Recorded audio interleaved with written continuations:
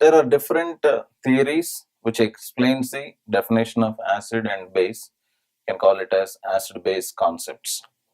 First concept is Bronsted-Lowry concept.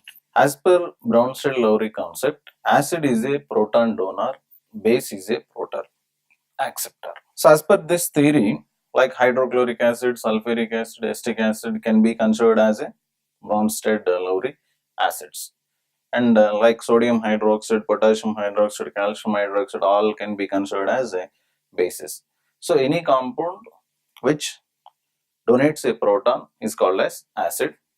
Any compound which accepts a proton is called as a base. So as per Bronsted-Lowry concept, if you see the ionization pattern of any acid, so as per Bronsted-Lowry theory, so acid can be a proton donor from this ionization pattern of acetic acid. If acetic acid is dissolved in water, you'll get hydronium ion with the formation of a acetate ion. Here you see there is a formation of conjugate acid base pairs. It means that conjugate acid base pairs means pairs of substances. Conjugate acid base pairs means the pair of substances which form from one another by gain or loss of a proton. They are called as conjugate acid base pairs. So from this equation, as per Bronsted-Lowry theory, we can write this acetic acid and acetate ion. These are the conjugate acid base pairs. This is acid, this is base.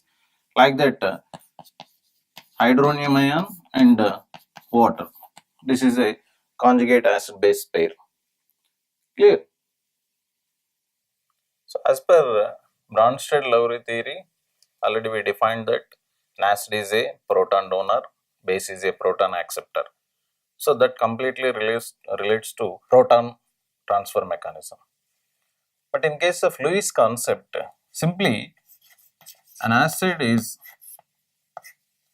electron pair acceptor, base is a electron pair donor.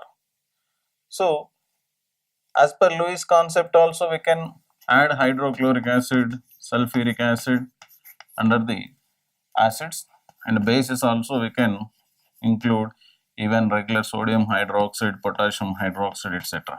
Next is solvent system concept. So as per this solvent system concept, an acid is a substance which can give rise to cation characteristic of solvent. Like that, base is a substance which can give rise to an anion characteristic of the solvent. So this concept is completely based on the solvent system which is used in the solution. Next is Lux flood concept. As per this concept, an acid is nothing but oxide ion acceptor. So it means any substance which can accept oxide ion can be called as an acid. Like that, base is a substance which can donate oxide ion is called as a base. For example, lead oxide with sulfur trioxide gives lead sulfate. In this lead oxide can be a base, it is an acid as per the Lux flood concept. Clear? So there are different concepts which are going to explain about this an acid and base.